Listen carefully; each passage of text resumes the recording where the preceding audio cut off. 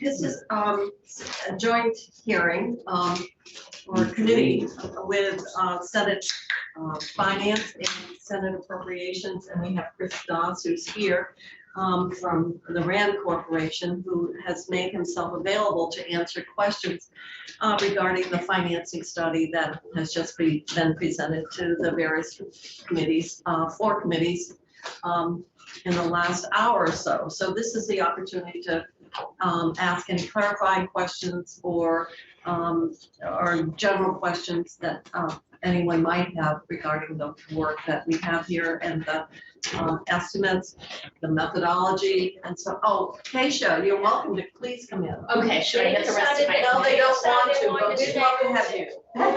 You feel a good chair. Oh, good. That's my chair. Yeah, run over if they have questions. Okay. You go first. No, I was just waiting for. Here I am. All right, so Senator Baruch, you have the first question. So I was wondering, and first of all, thank you so much. I think it's a very comprehensive looking report and gets at the real meat of what we needed. I was thinking about the compensation for the providers. And so the report is looking at, comparative levels of compensation in kindergarten teachers or something like that.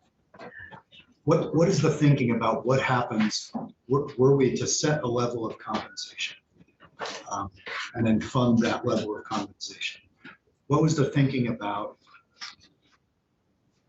wage stagnation, let's say? So kindergarten teachers or first grade teachers here are almost all unionized. And so they're going to have step and raises on a yearly basis.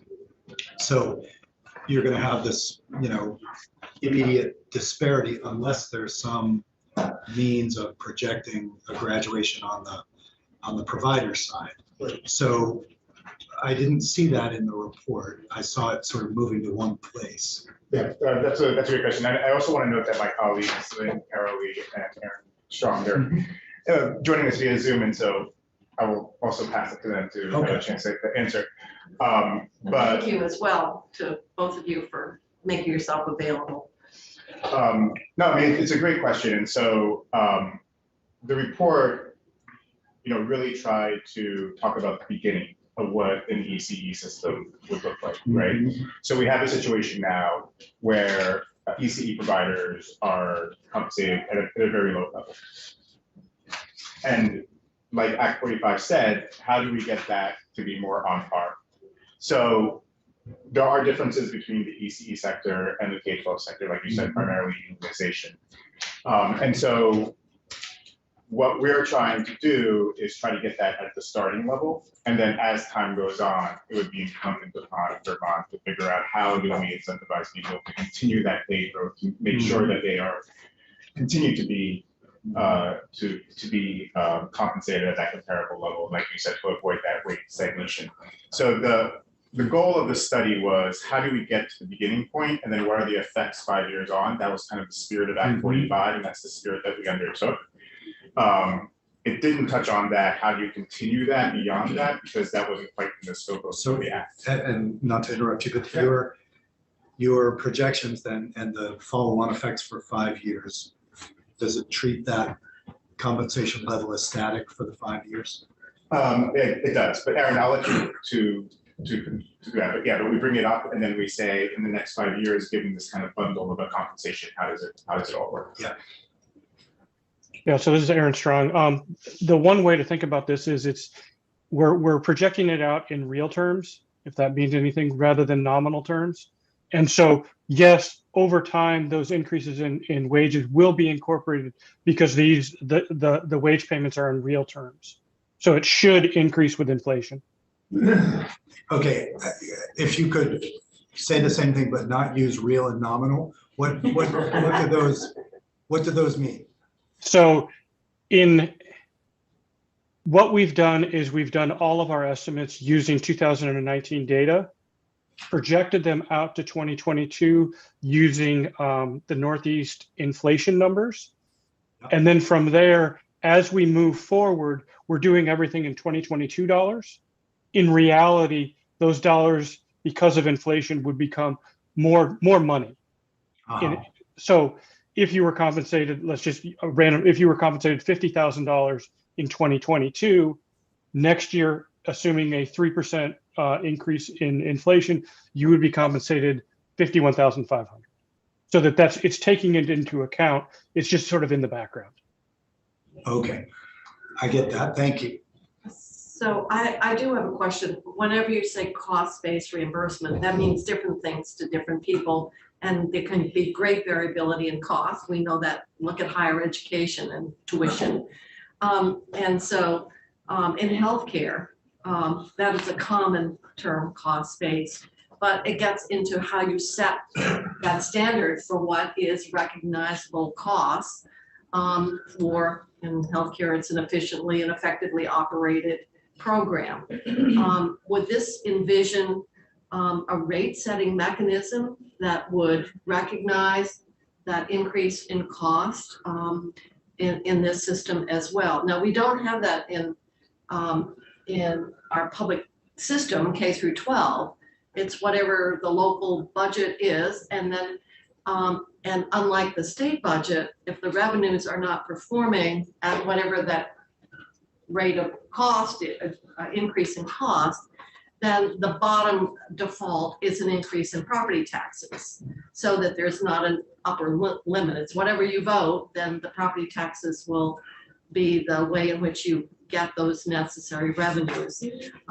This would be within the state budgetary context. So I was just wondering, in terms of that cost, and that's our own language. I realize that. That's in the statute. Yeah. How we would address that whole cost dimension. Yeah, I'll start and then I'll throw it in. But so when we talk about cost basis, what we're talking about, I kind of see it as like an ingredients, right? So we want to look at all those ingredients, all those components. So we've kind of laid out some hallmarks of high quality ECE, the student teacher ratios, the fact that you're using evidence-based curriculum, the fact that you have professional development, right? So each of those have a cost that's based on the research of what that would need to look like for a high quality ECE system. So when we talk about cost basis, we're talking about adding up all those ingredients to get that total cost. So it's a little bit different, again, like you said, versus healthcare versus the other sectors. We kind of look at it as like the ingredients part of it. And then, of course, now how that's operationalized by different providers will be different in different ways, and there can be different difference in the efficiencies and how they operationalize it. But when we're talking about the appropriations for the money, we're talking about what are those ingredients based on research that are needed in order to make that high quality ECE system. And then, Lynn, did you want to add on to that? Yes, for the record, this is Lynn Carrolley from RAND. And again, thank you for having us here and for making it possible for me and Erin to join remotely. So to add to this point about reimbursement at cost or cost-based reimbursement, in the current early care and education sector, for providers who are providing subsidized care, you do have reimbursement rates under CCFAP, the Child Care Family Assistance Program, and those are set typically following federal government rules based on periodic surveys of prices of what providers charge. It's usually referred to as a regional market rate survey. And based on that distribution of prices, states make decisions how far up that distribution of prices they're going to reimburse providers for, which is a way of thinking about either how far up the quality curve we might be going, how far up, along that distribution of prices. One of the issues now is that providers don't always charge prices based on their true costs. And this is one of the issues in the marketplace for childcare, one of what economists might call market failure, because they're in part anticipating what parents can afford. So one thing we see, for example, and this is referenced in the report, is that providers tend to charge a similar amount whether they're serving an infant full-time, a toddler full-time, or a preschooler full-time, even though their actual costs for that full-time care are very different, because the infants require a ratio of 1 adult to 4 children as opposed to the 4-year-olds where it's a ratio of 1 to 10. So that's the current structure, largely setting reimbursement rates based on the prices that providers charge, and with a cap or a limit as to how far up that price distribution you go. So what states have started doing is recognizing that there are some flaws in that system. One of the challenges for providers is it makes it very difficult to increase the quality of care, to go beyond what the expected quality levels are, say, for licensing. One thing states have done is built in tiered reimbursement systems. So with a quality rating system, if you have a 5-star provider, states will reimburse them at a higher level for serving a child of any given age, recognizing that they're investing more in quality costs more. And so that gives the provider an incentive if they're reimbursed closer to what their costs are. So now we have the issue that as you're trying to invest more in quality, to have providers provide high quality, what are the strategies for reimbursing them that will reflect those differences?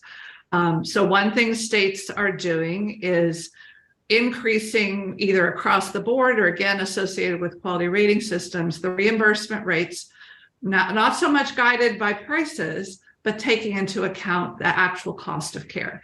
And in fact, with the reauthorization of the Child Care Development Block Grant, that was a requirement that states start to account for cost of care in setting those reimbursement rates, no longer relying exclusively on price.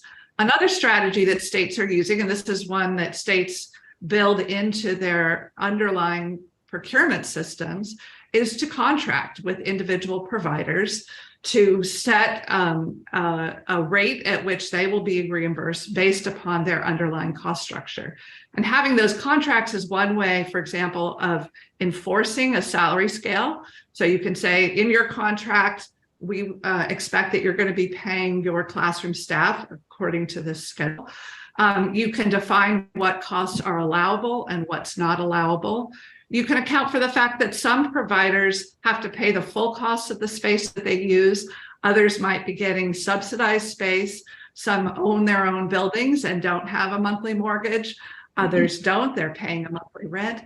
And so things like that vary by provider for a variety of reasons, you can now account for and individualize the reimbursement to match what that provider's cost structure looks like. Now, obviously, that's more involved in terms of setting up those contracts, having the contract mechanisms in terms of accountability and so on and so forth. But that's been a way for states, and in some cases, an example would be New York City has done this in their expanded system, to recognize these aspects of quality, but also other factors that affect the costs that providers face that if you are just setting these reimbursement levels, don't necessarily account for. I know that was a long answer, but hopefully we're getting into some of the weeds here, but I think that's important to understand some of those options. No? Is that a serious issue? Yeah, I'm looking at the tax idea, and it's always been my theory that the more taxes you use, the more people you upset. So if we decided to go with an income tax, we would upset people that pay income taxes to some extent, but I think it's fair. But once you get into bundling, which you suggest on page 33, I worry that you get all the people on the eastern side of the state who have to compete with New Hampshire on sales taxes. You get people on the western side of the state, if you now increase to using legal fees and other services, who can just drive to New York State where they won't pay that sales tax and do their business there. If you tax soda, that's always been a tough one here in this building. The Retail Association comes in with all their examples of what should be taxed and what shouldn't. And if you're taxing sugar, there's none in my Diet Coke. Anyway, I think my point is the bundling may sound like good, but it could blow up and destroy the effort to try to move forward with what is an important initiative. Any thoughts on? And I don't know what it meant by, in order to do it, the increase would have to be larger than any state. Right, and so what we try to do is to say, let's look at other states, for example. What is the maximum sales tax, or what's the maximum kind of use tax that people have? You probably don't want, it's up to you, but like going over those may not be something that Vermont wants to do because it just hasn't been done before. You don't know how people are going to react. Like you said, there's a lot of considerations. And so it becomes clear that when you have these larger gaps, these one sources of funding are not going to be at a level commensurate with what's seen currently in the United States. So what we try to do is say, okay, if you want to have the more generous subsidy schedules and you want to take on that larger gap, how can you potentially cover that? Which is why we say, well, you don't want to increase one tax to a rate that's not quite seen right now. What you can do is increase that a smaller amount and then make up the rest with these soda taxes or these hospitality taxes. Now, every tax has its pros and its cons, right? And the Vermont context, maybe just con, but the Vermont context, right? And so our effort wasn't necessarily to say this is the right answer and this is the best answer. What we try to do is say here are a variety of options to get a flavor of what would it take in order to do these different types of gaps. And now you, with your knowledge of what the context is, can say this makes sense, this doesn't make sense for whatever reason. We're going to go this opposite direction, but what we try to do is give you a foundation off which you can work, and not necessarily say this is the one that you should pick. So when you were looking at other states and comparing, were you stacking the taxes they have? And so that you were saying comparing, well, we already have the rooms and meals tax, other states do. We already have the sales tax. We already have a very progressive income tax. We have a relatively high property tax. Mm-hmm. So if you're looking at that cumulative tax burden as opposed to sales taxes, 6%, a lot of states might be 9%. Are you looking at the individual taxes? Or are you looking at that taxing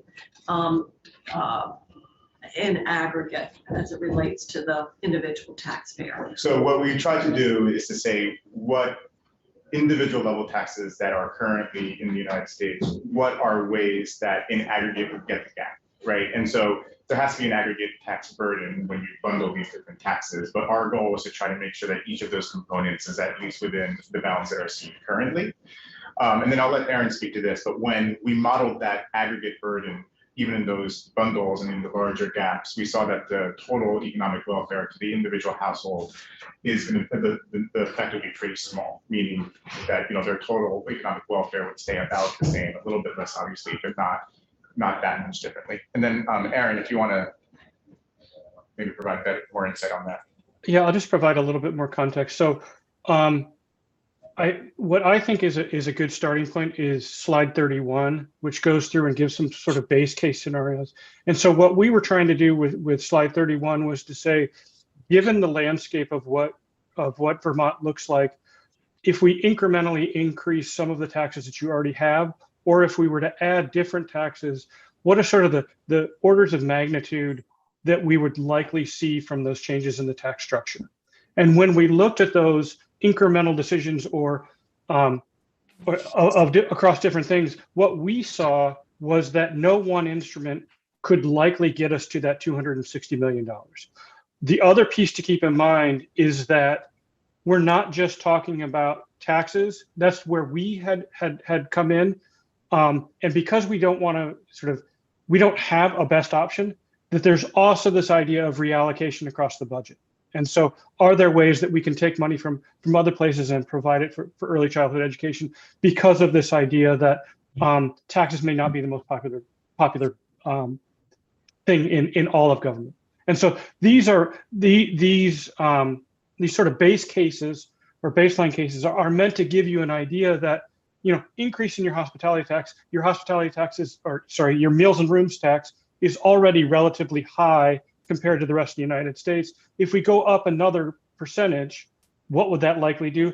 It'd likely raise a small amount of money. we think about applying the Philadelphia soda tax in the Vermont contest, it would raise about $24 million. So it's a small amount of money. When we start to think about, let's expand the sales tax to something akin to a service tax, what does that do? That gets us, $100 million. And so how can we incrementally change around the Vermont tax system? And what would that do in terms of funding availability? But knowing that the trade-offs are what you have to make, they're not what we have to make. And only you can make those trade-offs and not us.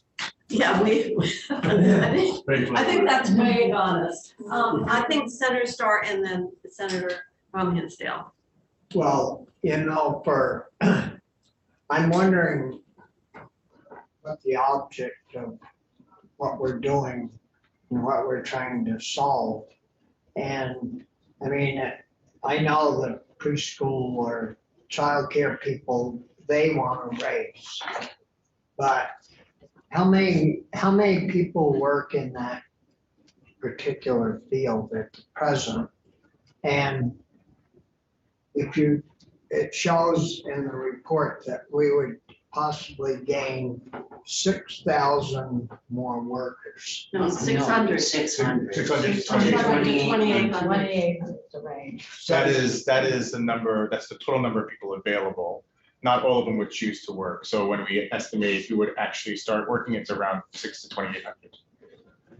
So why not pay whoever those people are that are staying home and taking care of their kids?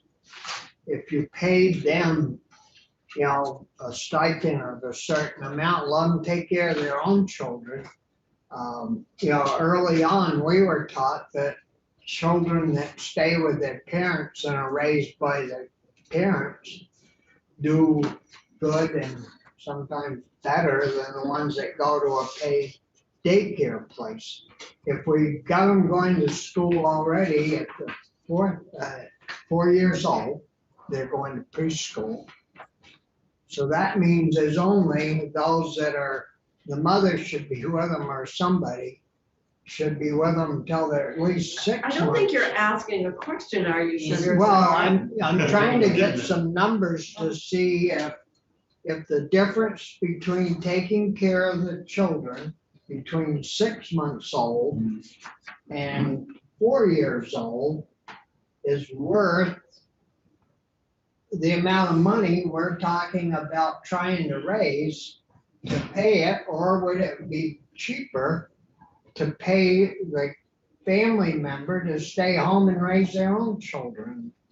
I'm talking about paying them a full salary with benefits. No, you give them a stipend. I mean, my wife stayed home when my son was growing up until he got to kindergarten, and my son's wife stayed home until our grandchildren got to be in the kindergarten. And golly, they turned out pretty good. Well, I'm gonna, unless there's a specific, I guess what you're saying is you're weighing the cost, should, if we were to support parents to remain at home versus what the cost is to provide the childcare. But that's an interesting, and maybe it's a discussion that committees are going to have here in this room as a result of the study. The other question, I think you had a question, Senator Ryan. I did, and I don't outright disagree with Senator Starr's raised by my grandmother. I mean, I think it's sad that we lose some of that ability. I didn't go to school till first grade, so I didn't go to school till first grade. So I hear what you're saying. My son didn't go until he was 7 and a half. Wait, question. Yes, I'll get to the question. So on slide, I'm on slide 22, and I just want to really make sure I understand this slide. What page is it? It's slide 22. I don't know. I can bring it up. Yeah, this is. It is page 22 as well. Oh, no, that's I'm in the big report. Oh, No, this is a Slide slide. 22. I'll find it.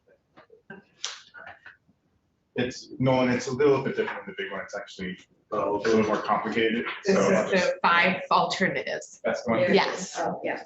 So overwhelming to look at, and I see I may have missed this, but there's like, the blue family has 2 kids, the green family has 1 child and 2. No, that was a Parents. different slide. So this is all for a family of 3. Okay, when you say a family Well, of 3. except 4 and 5 because it's a different. Okay, Yeah. so when you say a family of 3, you mean 2 parents and 1 child. So you mean sending 1 child? So the subsidy structure is agnostic to what that family structure is. So it could be Okay. 1 parent, 2 children, it could be 2 parents, 1 child. Okay, so The this difference. is just assuming the poverty level of a 3-person household. Exactly. But it's not supposing how many kids are. in That's the right. And the system. subsidy schedules Is- do not take into account, currently do not take into account the size of the. Just the a family Right. subsidy, not an Family size. individual. Right. Exactly. It's, okay, so then it's still, the subsidy schedule on all of these doesn't at all take into account how many kids you have. It's your own income, and once you have kids, you would be paying in to send kids, but not, So this Right. takes into account your family in that these are expressed as a percentage of poverty, right? okay, And so it's Yes. the ratio of your income right, to what that threshold is. And that threshold is dependent on the family size, right? So a family of Okay. 3 has a different threshold than a family of 4 or 5. I'm just trying to, so I'm just trying to be this family. Yeah. You have 1 child Yep. and you enroll them, and once you enroll your first child, you start paying into the childcare system based on your income. Any subsequent child you have, you don't change your payment into the system. You pay up to whatever the subsidy schedule is. So let's say it's 10% of the income, right? So if your first child takes 7% of your income, when you put in your second child, you'll pay 3% more to get to that cap. If your first child is 10% of your income. Federal poverty level for a family of 3 versus 4. Yeah, that's a good point. Yeah. So, but the point being is that. But that takes, I mean, that's what I'm curious about. I'm having a hard time taking that into account because your family size changes. And then your number of kids in school change, the number of kids doesn't impact it, but your family size has changed. So then you might hit a higher income threshold If you have another. before you get a subsidy. I think Lynn has an answer. Yeah, I think Lynn, Lynn, do you have a better way to say this? Yeah, let me just try to clarify. So the current subsidy system under CCFAP is a family-based contribution. So you pay the same amount of, for example, at the 1.5 times poverty, it's $25 a week. And you pay that whether you have 1 child in subsidized care or 2 children, or very rare do we have families that have more than 2 children in that 0 to 5 age range. But again, adding additional children, the current system is the contribution is based at the family level. Adding additional children does not increase the family contribution. The family contribution, though, does vary by where your family income is and family size relative to the poverty threshold for that family size. Everybody of a family of size 3 would, at 1.5 times poverty, would pay that $25 a week, whether they have 1 or 2 children in care. And then you're paying more for a family of size 3, holding that constant, as your family goes up into the next increment of income relative to poverty. So I hope that's clear. We had assumed the same approach. I will note that the states are about evenly divided between those that the family contribution increases with an additional child, each additional child being subsidized, and those that do it on a family basis. And Vermont is one of the states that the family contribution is fixed for a family, regardless of the number of children receiving subsidies. So even if your child goes to K through 12, you're still, even if your child goes to K through 12 and you have 2 kids, you're paying in because you have a child 0 to 5. It's also no matter what their age is. Yes, if you have 1, so let's say you have 2 children, one of them is preschool age and the other is school age, we're just looking at the cost of care for that child who's not yet in school.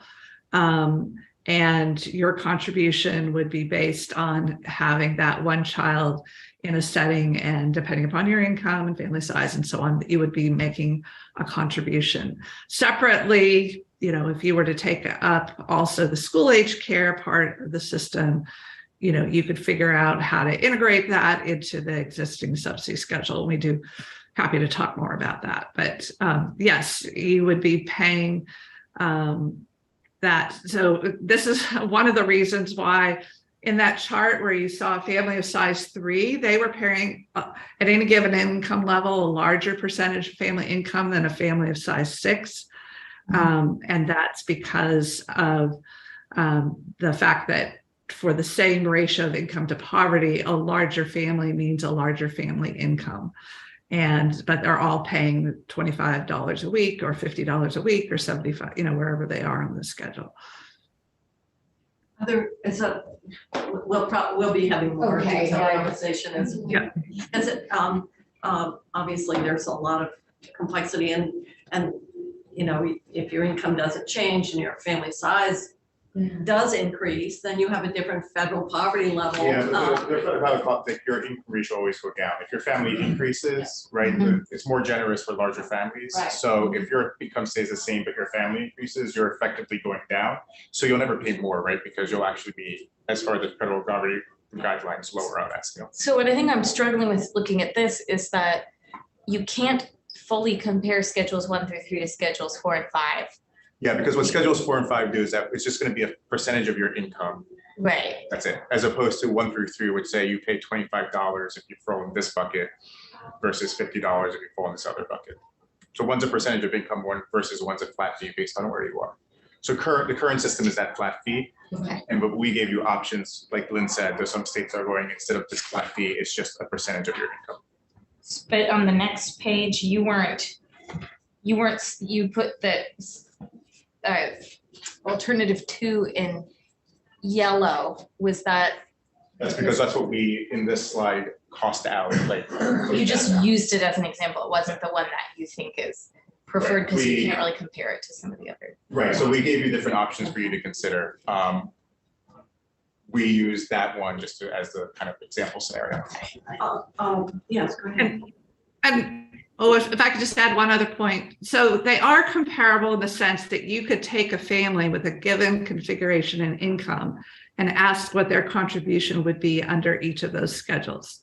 And so as we generate these numbers that you see here, we're essentially doing that. We're taking that schedule, which is a little bit more complex than what we plotted. The versions in the report show the fact that even within an income bracket, there's a little bit of change as a percentage of income, but that's all taken into account in generating these estimates of what the expected family contribution would be based on these different subsidy schedules. So they're comparable in the sense that we could aggregate up the total family contribution and compare them.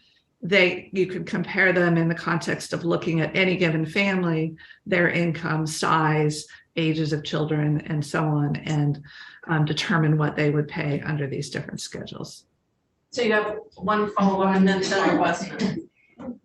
It sounded for a moment like someone was saying that we would be somewhat unique in not taking number of children into account at all in our system, that you are not either incentivized or disincentivized around the number of kids you have in the system if you're only paying by income regardless of how many kids you have. That is unique in that would be unique in the country. Not unique. Okay. Now, again, some states in the way they calculate the family contribution also do it on a per family basis. Others do it on a per child basis. And those numbers are cited in the report. Yeah, that was a policy decision to go to a family amount. So that's something that, and other states have chosen that option, but that was one that I think in the last few years was changed here. Rich, Well, I'm somewhat struggling with some of the same because inherited funds, but and you had different, you have different models of different types. When I look at the economic impact, and there's a number of places in here, table 3.5, and you've got on page 40, the estimated labor, and then on page 55, but you make the point that the economic impacts or workforce impacts are very modest with this. But where they're the greatest are especially among lower income and mothers and young children. So of your models, and not having spent a bunch of time, and I think this kind of gets it, if I was going to focus on what helped the most, both economically and knowing that the lower income mothers and young children are probably the most at risk people, I'm having trouble figuring out how the focus would be in the different models that you come up with. And I think that's kind of where you're coming from. How do I sort through this to figure that out? Yeah, and I think part of what makes that difficult is that everything is expressed in like multiples of the poverty level, right? So you don't have this exact number of income or dollars to kind of easily benchmark. And it's somewhat what Senator Starr is saying in not the most artful way, but what he's getting at. How do I see this to focus? And particularly, I want to focus on what you write here, especially among lower income mothers and young children. How do I take this to focus? Right, and so the question, and part of the reason why there's kind of these large tables in the report is that trying to think of, if you look at table 3.4, which you don't have to do it now, what we tried to say is what is going to be the amount that you have to pay in and what is going to be that gap that you have to fund as you kind of go up the income ladder. So as you start at 1.5 times poverty, how much, if you fund them, what is going to be the amount and what's going to be the gap that you have to pay? If you want to go up to 2.5 times poverty, how much would you have to pay? Where would you have to find that money? Up to 3.5, up to 4, and 4.5. I get that. So but you ask for a contribution level. Would I be better off at the low income levels not to have any contribution? And currently there is no contribution up to 1.5, right? Yeah. So you definitely want to start from the bottom of the income distribution up. The question about how far you want to go are those trade-offs versus of the benefit to people in the lower income scale versus what the state has to. And lower, could you define more income above the 150 where, because you're not paying anything under the 150. Yeah, so for a family of 150 to 250 or? So families, again, it depends on the size of the family, but if you're a family of 3, 150 is 34,545. 350, which is where the current subsidy system ends, right? So nobody in the current subsidy system above 3.5 times the poverty level gets anything. That is 80,000 for a family of 3. It's 113,000 for a family of 5. We cost out up to 500%, and that would take care of about 80% of children and in the pre-K world or the early childhood world. So that 500% threshold is 115,000 for a family of 3 and 162,000 for a family. Yeah, this is, Yeah, exactly. The poverty chart. Exactly, right? So that you kind of have to use that chart to guide, who do we think are the neediest in our state based on our context? And exactly, and how much would it then use those charts to say, okay, if we fund up to 3.5 times poverty, how much is that going to cost us? But clearly from this, the higher I go on the poverty chart, the higher the benefit drops off. well, it depends on what you're measuring for the outcomes. Yeah. I mean, ECE expensive the ECE care is expensive. Let me ask another question, which is sort of similar to what we've experienced in other areas, professional areas, and then we end up looking at extenders, like in healthcare. The more we add credentialing, and the more and how that influences compensation. What we're I'm just wondering, in our effort to take the system and focus it totally on early education, the extent to which we're going to constrain supply, because we're really dealing with two things.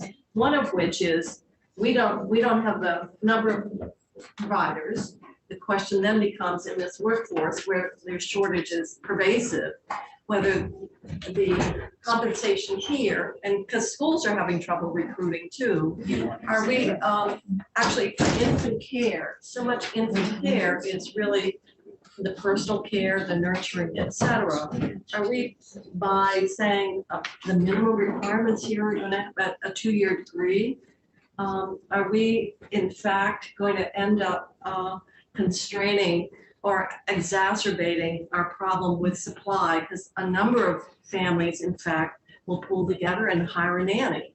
And they oftentimes are very caring and loving and nurturing, but they may not be degreed.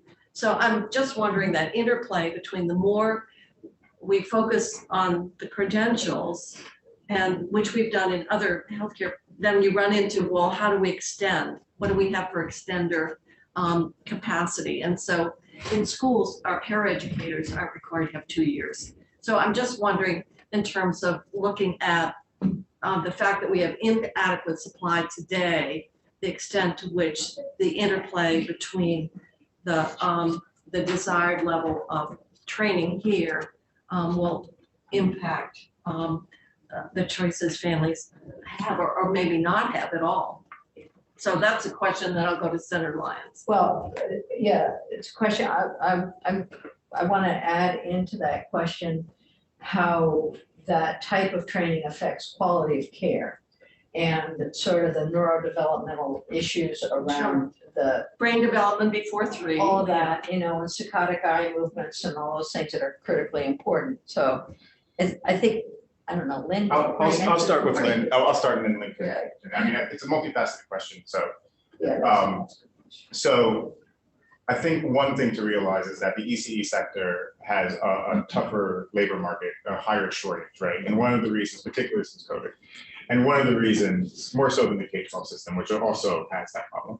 And one of those reasons might be because the compensation is so low. So increasing the compensation might be one way that you have more stability and you bring more people towards that sector. People who otherwise wouldn't want to work in ECE sectors may want to start working in that sector, given that they have a more comparable wage. I think the second point to make is that this is probably not something you can do in 1 year, right? This is probably something you want to phase it in over a couple of years so that you, from a fiscal perspective, that's probably more feasible, but also you can start building kind of the infrastructure that you need in order to support that expanded ECE. So finding more places, in educating more people. You might want to institute some credentialing programs in colleges to make sure that they can go get that education they need in order to become an ECE provider. And then the third thing I would say is that credentialing is one aspect, but what we're trying here is to model high quality care.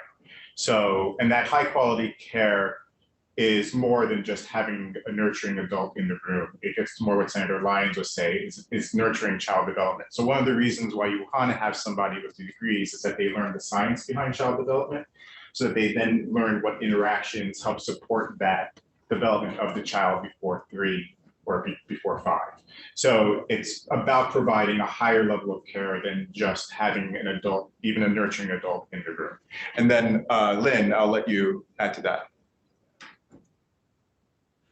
Yeah, just a couple of additional points. Indeed, one of the issues facing the field is low compensation, which was an issue even before the pandemic, but it has meant during the pandemic and now coming out of the pandemic economy is that there's very little incentives for people to come back to the field or stay in the field when wages are starting to rise. In other sectors, that are paying not consistent with the higher education levels that we're expecting for this field with lower stress and better benefits. So we just finished a study in Hawaii where, in talking to early educators, they would say, I can go get the same pay working at Target.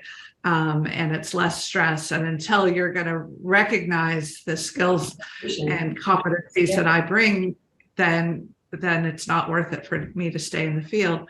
The other issue with low compensation is it's not worthwhile investing in your own education.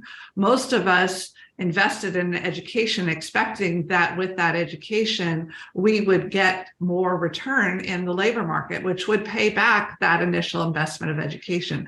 So in the early childhood field, one of the things we see is the difference between a lead teacher with an associate's degree and a bachelor's degree is maybe a few $1,000s a year. There's almost no gap because the field is constrained in how much it's able to pay the workforce. And so once you build in the kind of salary schedule that we posit in the report, that starts to look like a reward for investing in that 2-year degree, that 4-year degree. And then lastly, I would point to a number of states that have gone through this process of upgrading the workforce, getting them the credentials that are needed, and then the associated compensation. And it is a process. It takes time to do it, but it's not a decades-long process. It can be done over several years of intensive effort of identifying who needs the additional education, supporting them with access to a higher education system that can support the degree attainment. So just a couple of additional thoughts that this is not impossible to undertake when you have the right investment in the field in the form of compensation. Chittenden. A related question. I'm trying to unpack the $645 million estimate because I think I heard you say during your presentation you didn't regionally adjust some of the income estimates, which is fine because Vermont varies. As my friends outside of Chittenden County often remind me, a lot across different areas of the state. Could you give me an idea what that $645 million, what we're currently spending? So how much of an increase is that? And also within that $645 million estimate, where do you think we could unpack and understand more where there might be cost savings while still achieving high quality care, using public infrastructure, expanding some of our school infrastructure, or aligning that with some of our 0 through 5 offerings to better understand that $645 million and where there might be some levers to lower that? So when we talk about not disaggregating by rural versus urban or regional, that's not to say that those differences are not baked in. It's just that we can't kind of parse that out and give you a reliable number that says for this region it's going to be this much and for that region it's going to be that much. So for example, if you take the wages that we're talking about, right? We're basing our models on the median or the average wage that we would expect a teacher to make. But that average, within that average, there's people who make less because maybe a rural county has a lower cost of living.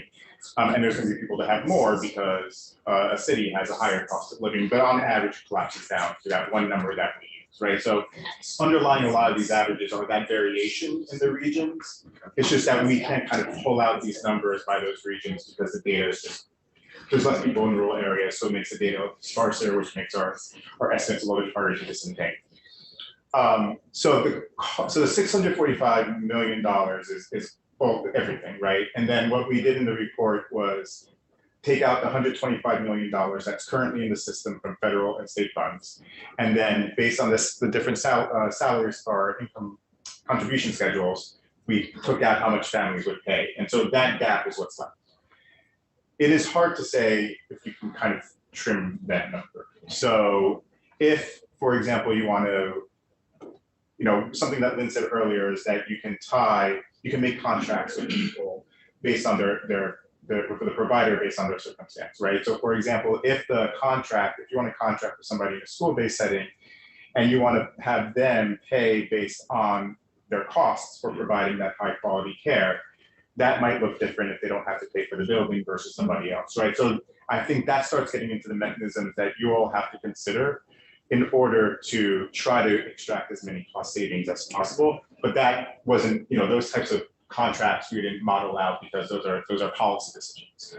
Lynn, did you want to add anything to that? Just a couple of other things. One is that after labor, the second largest source of costs in childcare and early learning settings is the cost of the space that's used. So if there are ways to subsidize more of the space that providers are using, so examples would be, and I don't know the context in Vermont, if Vermont has excess public buildings that aren't being used that could be made available to childcare providers at no cost or subsidized cost of space, that would help to reduce some of that per child costs associated with care provision. Likewise, when you have space in public schools, which tend to have already paid for, depreciated their buildings, that can be another use of space that would have some reduction in cost. Another factor that's gaining traction in the field, especially among smaller providers, so this would be true in family childcare homes, and we noted that Vermont tends to have relatively small providers, is the use of what's called a shared services model. So rather than each provider having to go out and purchase goods and services on their own, when they can pool together, everything from buying diapers and paper towels to also sharing in the costs of the financial administration of their program, whether that's payroll or accounting, getting insurance purchased, accessing group-based benefits like healthcare. Those are all ways in which you can take these businesses that are really small businesses and try to make them a little bit more efficient. And that would have an effect on lowering that estimate of $645 million that we provided. Andy, go ahead. I just had a question about other states. Other states have been mentioned in different contexts. Has there been like a meta study of all what's happening on subsidizing childcare, public right childcare in other states? You guys did a report somewhere in Hawaii than this one, right? But I didn't know if anybody's looked at like other efforts, maybe not as grand as this, but. Well, so the National Academy of Sciences, which Lynn serves on, put out a big report on costing out childcare, and took a similar approach where they said, what is going to be high quality childcare and how much is it? How can we go about providing that? Lynn, do you know of any like meta studies across states, or I don't know of anybody that doesn't like looked at all the different models. I mean, I think a lot of states just don't subsidize it at all, but at least that's my assumption, that there's a smaller group, less that actually have robust programs. But those that do have robust programs that have either tried to build a workforce or just provide better high quality childcare, what they've done and how they've paid for it. Yeah. There is a great deal of attention to different states and their models. All states provide subsidized childcare because it's federal monies that then need to be matched with state funds. So I'm not aware of any states that turn away the federal funds. Likewise, all states have Head Start and Early Head Start. All but I think now 7 states also fund a state pre-K program. They vary in the extent to whether they're more targeted. Vermont is on the universal end, so that's more unusual than the more targeted programs. And I would say even at this stage, many cities are now involved in expanding the early care and education options and subsidies, because cities have recognized that regardless of what their state's doing, they need to be making it possible for families to have access to affordable and high quality care. So we have a lot of different examples and models. There's good data on kind of the policies that states have adopted. So I mentioned whether states have a flat family contribution or it varies with the number of children. We can easily tell you what that, those policy choices are across states, how far up the price, the distribution of prices, regional market rates, states fund, what percentage of income relative to poverty is the upper limit on subsidies. So we can look at that, putting it all together in some of the ways that you might want to be able to capture. I'm not aware of a systematic effort to do that across all the states, but there's certainly state by state examples, and we'd be happy to point you to some of the model states, if you will, the ones that are really pushing forward in this area.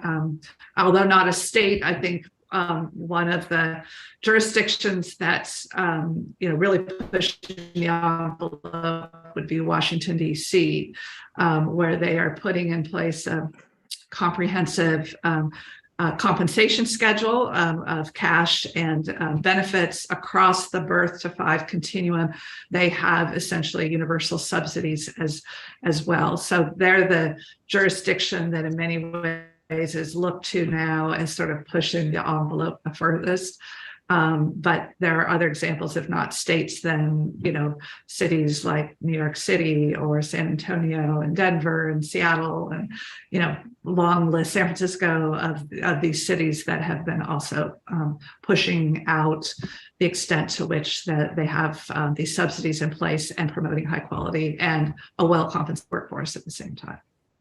One thing that we haven't really talked about, and we've heard a lot from, and that's Vermont employers are saying that the lack of childcare is a very serious concern.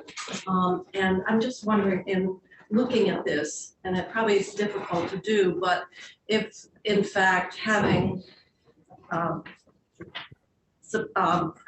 good robust childcare system has a beneficial impact in keeping that parent in the workforce, there's obviously hiring, retention, training, and that revolving door adds a lot of costs on the employer side.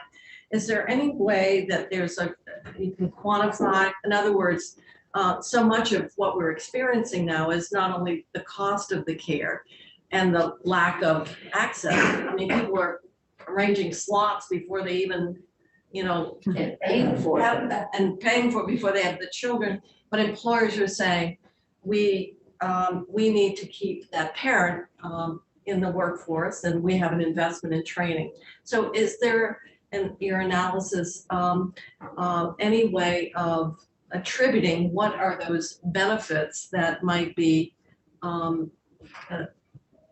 experienced by having more people in the workforce, by keeping the ones who are in the workforce, and avoided costs of recruitment and training? I mean, it's hard to kind of quantify that on a large scale like Vermont, but there are a number of dimensions where that could happen, right? So a person who's already working may choose to work more hours, so they might go part-time, they might go to full-time if they have stable childcare or longer childcare that's subsidized. A worker who works full-time may have less interruptions, right? So if they have stable childcare, they don't have to leave work or try to work from home or try to make arrangements around the childcare. They can do more towards work in that respect. And then there's also like hard to quantify things like, are they less stressed out? Are they, which of that stress could affect the children, right? Because that's a family unit that's more stable and more secure, might be able to function both better at work and at home. I think a lot of that is just really hard to quantify, particularly across the state. So it is important to recognize that some of those benefits may not be reflected in the report. And so the employers may enjoy those benefits as well, more stable workforce, and maybe, people who can worry less about at home if their children are well taken care of. Erin and Lynn, I don't know if you want to add anything like that. Yeah, I think just to reinforce the point that those kind of benefits to employers are probably more anecdotally documented and more qualitatively documented than having firm, quantitative estimates of, how many millions of dollars, in savings there might be. But I think, that's in part why employers have really gotten engaged around this issue. And I'd say they're thinking about their current workforce. And as the economy expands, those additional workers can make a difference. So even though, we've talked about a little bit about the trade-offs between supporting parents with young children so they can work versus having them at home, employers see that as an important potential expansion of the workforce. And that's where you get the growth in your state economy. So employers are paying attention to their current workforce, but they're also recognizing that these are investments in their future workforce. And so that, I think, has as long as I've been working in this field for 25 years or so, I've really seen the expansion of the investment on the part of the business community in this area and recognizing the importance of it. And it just takes something like the pandemic to realize how critical this workforce is and, what the loss of that capacity could do. Thank you. Senator Starr and then. Yeah, I'm wondering, did you take into account, the district that I represent is very rural. So parents usually leave at 6:15 to go to work for 7 in Newport or Derby. So the daycare would have to be, private ones will, certain ones will open up early. And then they stay until 4:30 or 5 because when parents get out, is that all figured into your costs? Start early and late type? So they are, and so what we try to do is model, we modeled how much more demand there would be for these services, given these expanded subsidies, and then included that in our cost estimates. And rural districts have higher child costs for a lot of reasons, right? Like there's that reason, there's also the fact that you have to still pay for the building even though you have less children in the building. And so those regional costs are embedded in our cost structure. Go ahead. See, our schoolhouses, we're down 30,000, 40,000 kids statewide in our schools. I mean, most of our schools have ample room to do a system like this, but if you run a public system to get public employees to come into work at 6 o'clock or 6:30, you're gonna have problems. Whereas a private system, the owner's the one that's getting up and. I think Lynn has a comment. Did I hear you, Lynn? Did you have a comment? Yes, so let me just add that. So we, in modeling the cost at a center family child care home, we assume that their hours of operation are 10 hours a day. So that would allow for the early drop off and the extended day, recognizing that many parents need that longer day. We don't assume that all parents will need that longer day, but it allows the provider, assumes the provider has the resources to open that many hours, which also means we aren't assuming that the same staff person is necessarily there all 10 hours a day. So the cost structure assumes a certain staffing model of staff who are there for 8 hours a day, with some coming in later in the day for the extended care, some start on an earlier schedule and finish earlier, so that you're building this model of staffing that covers those 10 hours with the required ratios, allowing for staff to have time like planning time or professional development time. So it's a pretty, sort of complex way of thinking about how you staff an operation like that, recognizing exactly that issue of the need for somewhat variable hours and extended hours on the part of many parents. And I'm looking at the clock, and I have at least 2 people who have indicated their questions. So, Keisha, do you want to, and then us go to Tom. I'm looking at page 36 of the report, and my question is just if JFO, between what you've given here and what they have from your assumptions, gives us a potential roadmap to look at, say, the cost of 0 to 6 month olds and what the relative trade-off is if we do instead pay people to stay at home. So essentially, is there a way to look at what you've done for 0 to 11 month olds and create a cost estimate that can then be instead mentally transferred to paid family leave? Lynn, that's a tough question. I think of course you can. Simple. I don't know if the calculations are in here, like per month of care for it. It's a variation of Senator Starr. Yeah, it is. That I'm trying to the think. extent, are there circumstances under which that it is the having the parent, particularly with newborns, have that time, as opposed to the cost of putting the infant into an early education program. And I'm sure it can be costed out. Yeah. And then of course you don't have the overhead, you don't have travel, and you don't have a whole lot of things. So it's something that's been out there as an option. But yeah, my guess is that there's better modeling options than using this as the basis, as opposed to just directly modeling that policy. Okay, But that is obviously something that can be a topic of further conversation. right. So Senator Chittenden from Chittenden. I just want to connect Senator Starr's question with the previous point I think you all made, which is that there is an increased capacity of school space because of the declining school age population. And I personally am one that want to see more school infrastructure, more modern school infrastructure. And I just think I heard you say earlier in the response to my question that your model with the $645 million estimate does not factor in or include the reduced, the less cost it would be if a lot of this childcare was provided inside of public school infrastructure. If we expanded some of our elementary schools to look at the 0 through 5, centrally located, distributed throughout our community, that $645 million likely, based on your modeling, would be less if we were to leverage and integrate into our public school infrastructure more of this childcare service. I think that's correct. Thank you. Yeah, and just to clarify too, that would be on an annual operating basis. Well, how about that? Wait a minute, Lynn had a comment. I just wanted to say that on an annual operating basis, yes, that would lower the cost. I think there would be costs to make that transformation of existing school space into appropriate space for younger children. So for those of you who've been in a childcare facility know that it's not just smaller sized furniture, but also changing the way bathrooms are built out and how space is used that's different even from what an elementary classroom might look like. So there's kind of retrofitting, those kinds of costs that would be one time to build out that space. Not to mention that you'd move into a unionized environment. Yeah. Yeah, very much so. Yeah. So Senator Sears, you're going to have the last question because we're The last word. It's more of a comment. If our goal, what is our goal here? You make comments, I can make one.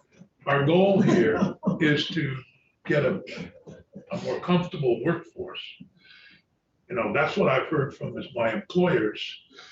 We want better outcomes for kids. And I'm not going to argue whether staying at home or being away is better. But if you're staying at home, you're probably not in the workforce. And one of the goals here is to improve our workforce. And some of the companies I'm hearing from are fairly high wage companies that are having a hard time finding workers. One's our local hospital, another one's, what do you call it? It's got computers all over the place. A tech company, thank you. So I'm just, want to keep that in mind here. One of the goals is to get a better workforce, more stable workforce that's, comfortable. So I think we have competing. We do have, I just went to a Lamoille North, so every elementary school in my supervisory unit is short of teachers. Hyde Park Elementary is 5 teachers down. Part of the question I've got is if we did turn this around and we're able to pay workers in childcare more, how long before we think we could get to a place where we open up placements? COVID has dropped the number of placements, and I'm not hopeful we have the labor force to turn that around quickly. So what's the, I guess you want to get it in the last one because if we're getting to 4. Sorry, I made a comment. Yeah, but it's right in the same line as you are. I think the one thing that we have to realize is that this is really a very complicated endeavor here in terms of really clear what is it we want for outcomes. There are myriad policy decisions as you outlined, depending on income levels and so forth. And so this is the beginning of a very long discussion, I guess is what I'm saying. So I just am looking at the clock and it's 4:30. And do you have one? I said Senator Sears was the last one in, but if you're going to have heartburn, Senator Westman, with your question, I'll entertain it and then we're going to call it a day. Well, Did you look at the labor piece? I would say. We dropped it English, have you looked at?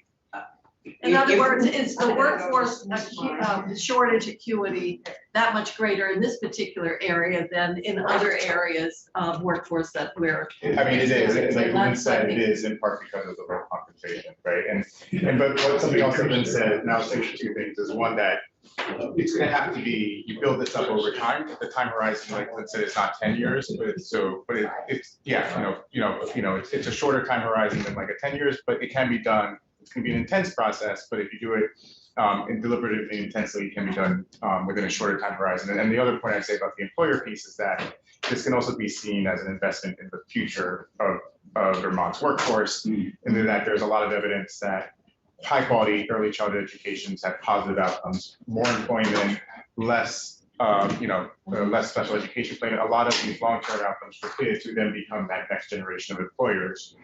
It's a little bit down the line, but there's the immediate benefit employers might see based on what we talked about, but also that longer term for the next generation of workers. Sure. Okay. Well, we thank you very much for being here in person, and for those of you who are joining us remotely, we appreciate your being available to us as we're having our first discussions here. And again, thank you. And it's 4:30, and at this point, I'm going to adjourn the